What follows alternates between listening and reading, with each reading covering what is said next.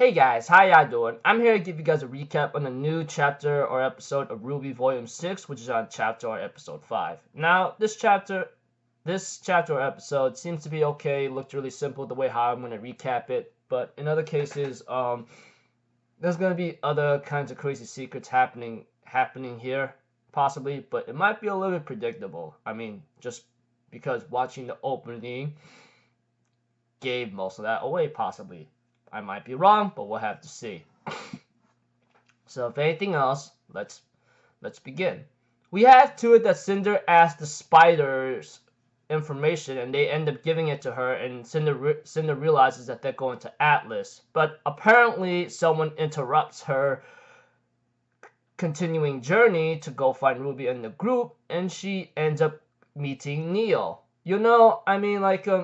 We all knew that Neo could not be dead, obviously. She was not killed. She was just flown into the outer winds on her umbrella, etc., And we see to it that these two clash in a straight-up fight. And it looks like to me Neo seems to get in a couple good hits on Cinder, which shows that she has not lost her touch in terms of combat.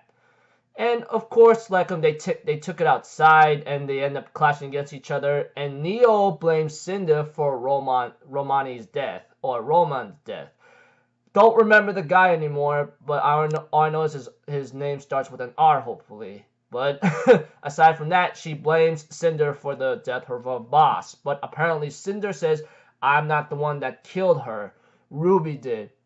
So if you want to get revenge as much as I do, you and I need to talk this out and work together." But apparently Neo, after calming down and seeing her strength and powers as a maiden, she puts out her tongue like this, or points her hand to her mouth saying that she can't talk. And Cinder's like, "Okay, let's just talk."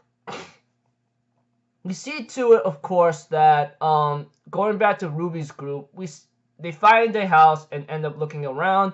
And later, when they were looking for supplies to stay in for the time when the storm calms down, it gotten pretty ugly to a point where they found some bodies sleeping on the bed. Even Crow mentions that something's happened here, and it looks like to me everyone's just dead asleep, like in a straight up coma. No one's woken up. So we had to that the group decides to go separate ways to look for supplies.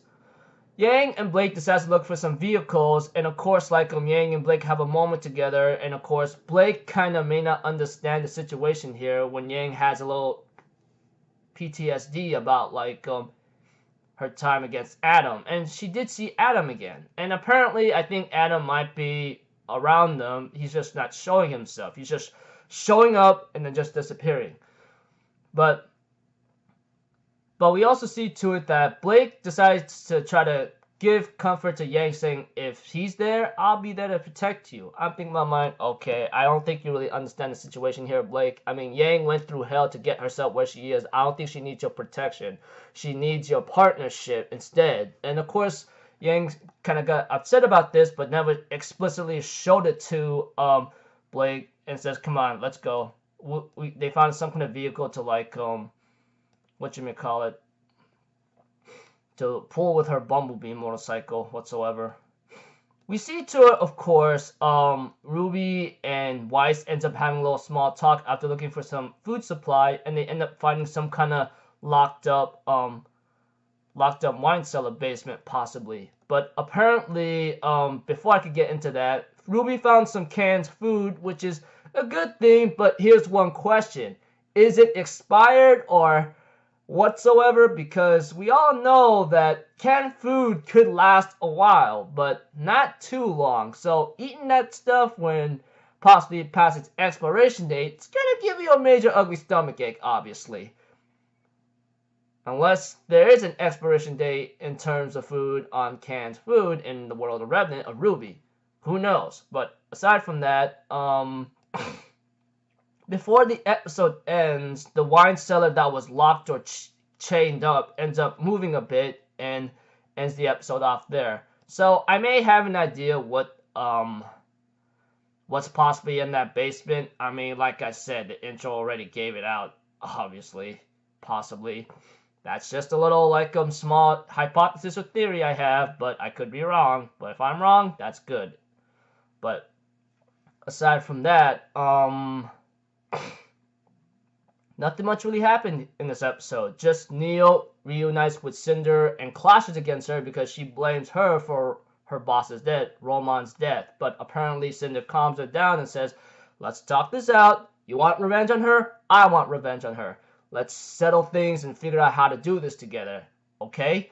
And then Ruby's group enters that farm or somewhat abandoned place, and they found out that there's a lot of bodies in each house, slept and never woken up, and their skin and their bodies are decaying, obviously. It could be that thing from the basement that was shown towards the end of the episode. It doesn't show explicitly, but it was moving the door, etc. Yeah, just Ruby's group right there looking for supplies and waiting for the storm to die down, but aside from that, nothing much has happened here. Guess we'll have to find out. I mean, like, we'll see. So until then, I will see you guys in my next video.